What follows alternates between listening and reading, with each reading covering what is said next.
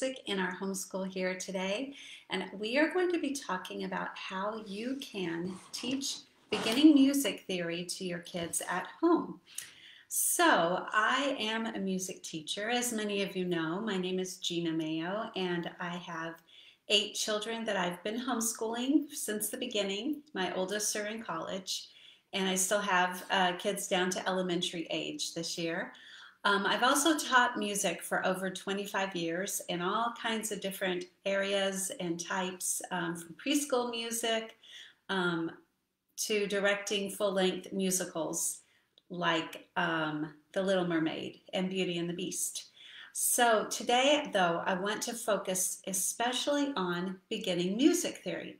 So you may be wondering, what is beginning music theory? Well, basically, it's learning to read the notes. Ooh, learning to read notes on the musical staff.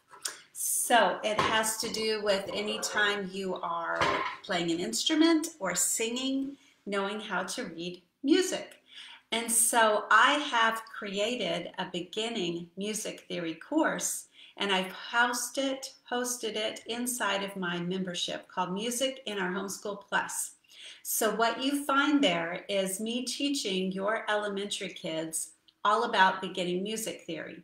So the basic answer to that question is you don't have to know how to read music yourself, because I will be teaching it and you can learn it at the same time as your kids.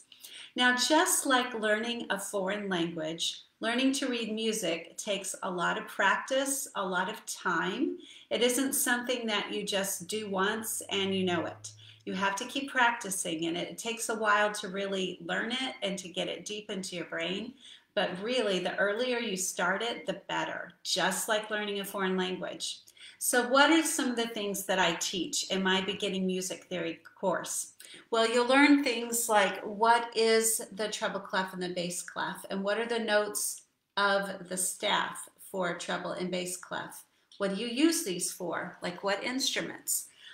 How to recognize high pitches versus low pitches. What is an interval? What is a chord? What is a major chord versus a minor chord? We also do working on our ears, learning to listen and learning to hear. So recognizing, what does a perfect fifth sound like compared to a perfect octave? Or what does a major third sound like compared to a minor third? A major chord and a minor chord. You learn to listen and distinguish between those. We learn things like, what are the different types of notes and how do you count them? A whole note, a half note, a quarter note. How do you use rhythm and count rhythms so that when you're looking at the rhythm while you're singing or playing an instrument, you know how to count it. We learn about rests, which are related to the notes and how long you hold each of those. We learn about accidentals, because every note, depending on its scale, chord, the key signature that it's in, will have sharps or flats and sometimes naturals. And you learned what those are. We learned about all kinds of different musical notations and terms. This fall, I'll be adding some more, and we'll be focusing on tempo and dynamics. So you will be learning all of this basic music theory if you're part of the Music in Our Homeschool Plus membership, which happens to be open right now only for another week. And then I will close it up again until August. So this is the perfect time to get in, so you can use it for April and May. And your kids can use it this summer, because what I like to do during the summertime is some active work, like we do bucket drumming, and they're practicing doing the rhythms with bucket drumming, which is tapping on a bucket. So much fun. So in the summertime, I really like to do lots of active work. We have singing games and hand clapping games. We have body percussion games.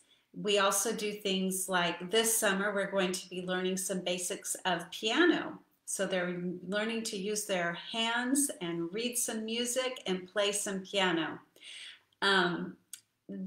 I just love everything about the Music in Our Homeschool Plus, because it's very similar to what you guys have been doing here in the challenge for the 5-day challenge. And so be sure to check out the membership at musicinourhomeschool.com/membership and see if it's something that you think will work in your homeschool. Because if this challenge has worked well for you, finally starting to get some music lessons in your home, you will love the challenge too. I'm sorry, you will love the membership too, because it's just an extension of the challenge. So be sure to check that out. And if you have high schoolers, I have an advanced music theory course in my high school membership, which is called Fine Arts in Our Homeschool Plus. And you can find that one at musicinourhomeschool.com/high school membership. So music theory, again, is so important. I think that all kids should learn at least the basics of it. And because who knows what they might want to do later in their life. And if they know the basics, they know they can just keep building on it from there. So I will talk to you soon. Please leave any questions or comments below. Bye-bye.